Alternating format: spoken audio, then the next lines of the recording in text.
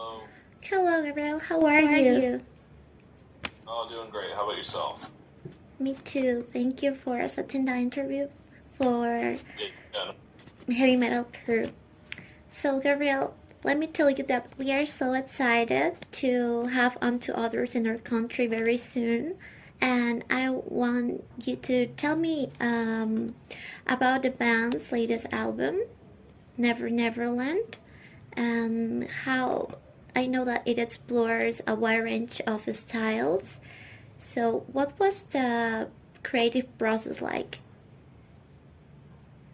The creative process was longer than the albums before it. I started writing it in 2021, right after Strength came out. I actually had songs written for it as Strength came out. So, yeah, it was about a 3-year process in getting it written, recorded, and released.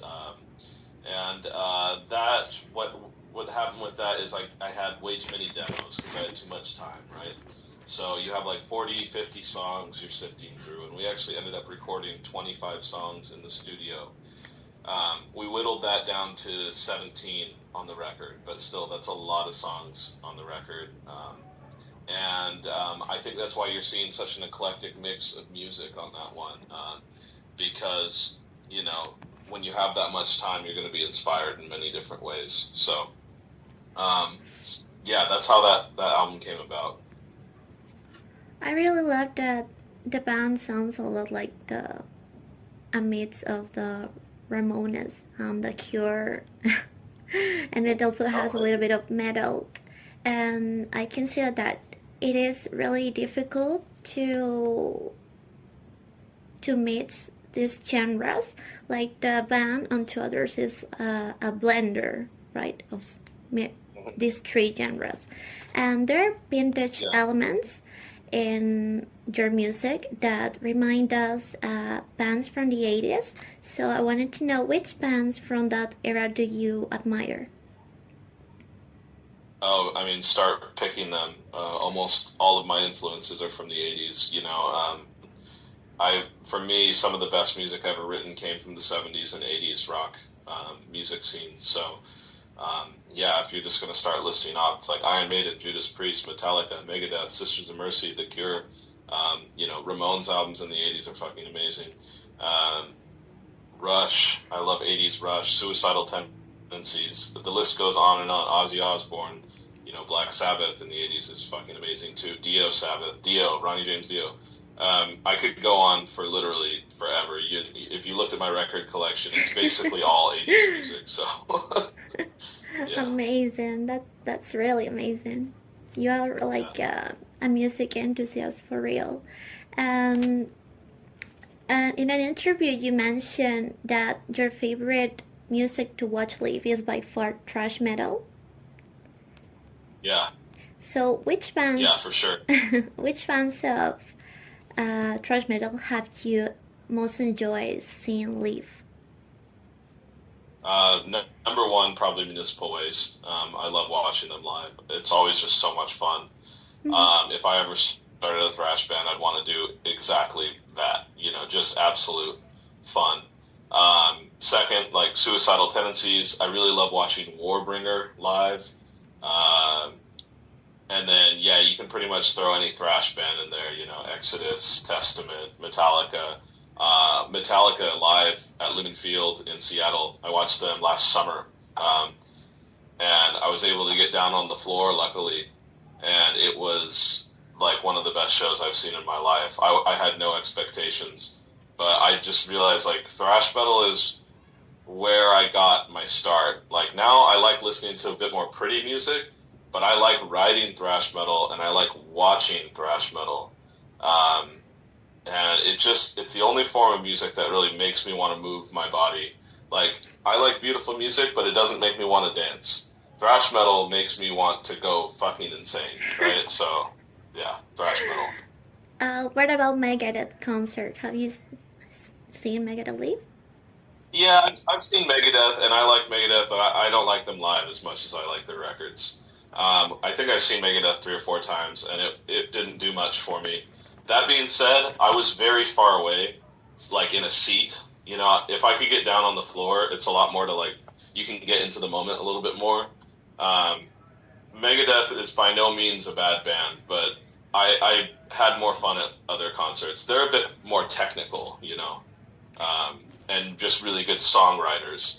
As far as like getting me to want to bang my head, there's less of those moments as you would have with like a Metallica or a Suicidal Tendencies or like a Testament. Yeah. So, tell me a little bit about the experience of playing opening for King Diamond.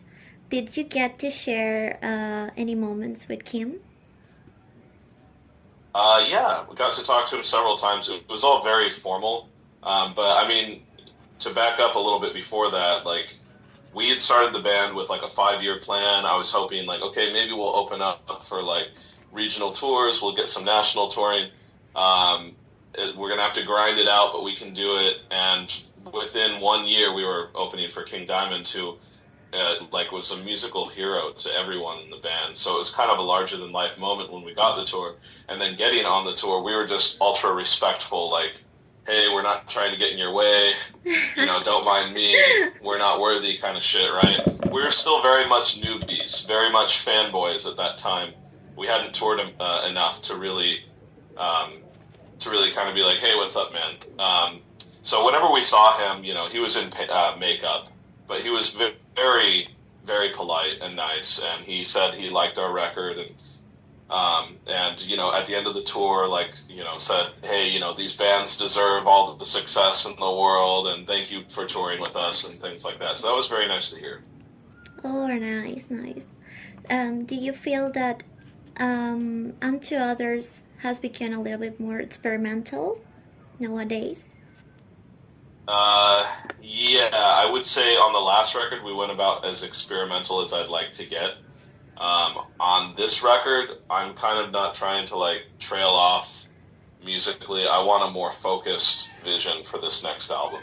And so while we're still going to have experimental parts within the songs, the music itself will be a bit more cohesive. The record will be more cohesive. I don't want to really have another...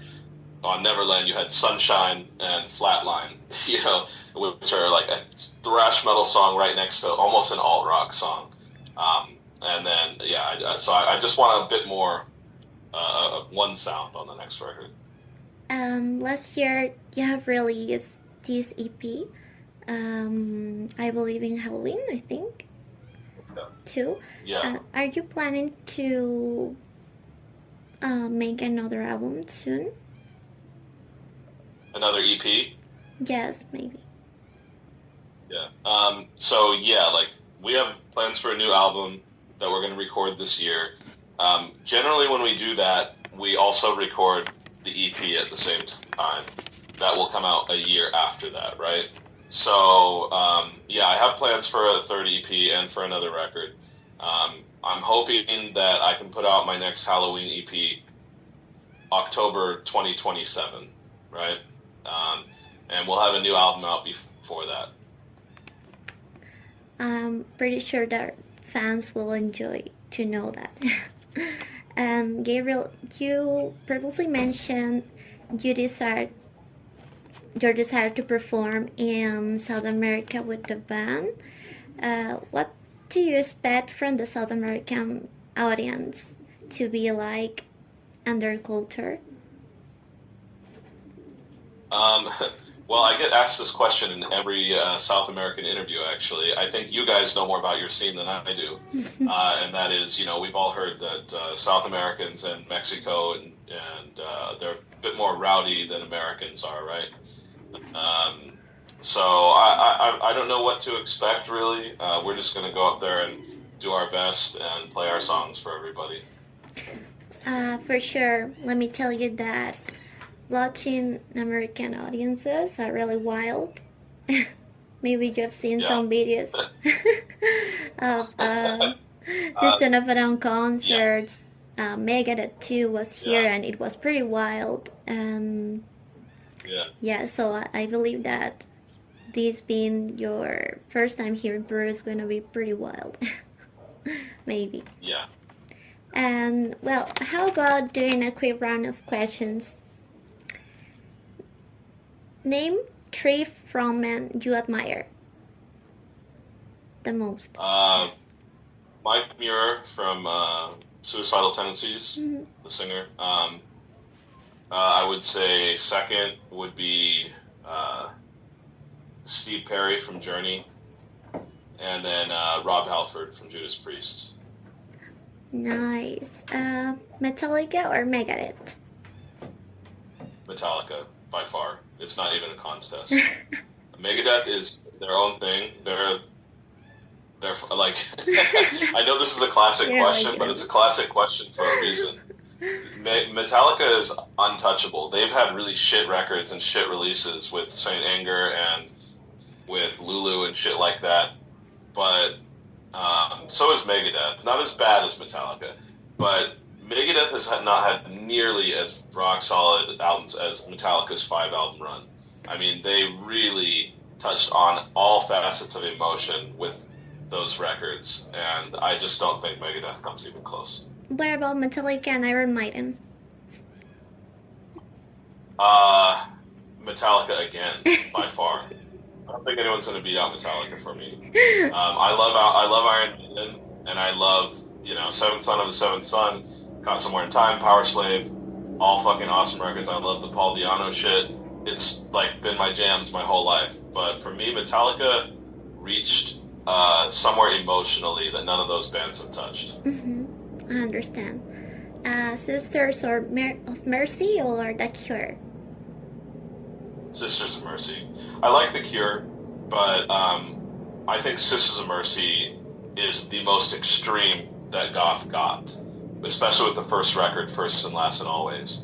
That's like the defining goth record, almost as much as Painkiller by Judas Priest defines heavy metal. Sisters of Mercy's First and Last and Always defines goth. The Cure was post-punk with goth elements, but Sisters of Mercy, just like, I would take their first record over probably maybe even The Cure's entire discography. Like, and I love The Cure, but it's just the Sisters is better. Live, I'd rather watch The Cure these days, though. Oh my goodness. Would you like to send a message to your Peruvian fans, inviting them to the concert? Yeah, we're fucking excited to see everyone in Peru. Really stoked to play our music for the first time ever in your country, and I hope I don't pass out on stage because you're up at 11,500 feet, and I don't know if I'm going to be able to breathe. So we'll see. Thank you so much for your time, Gabriel. See you next time. Yeah, thank you so much. Excellent questions. I had fun. Thank you. All right, bye-bye.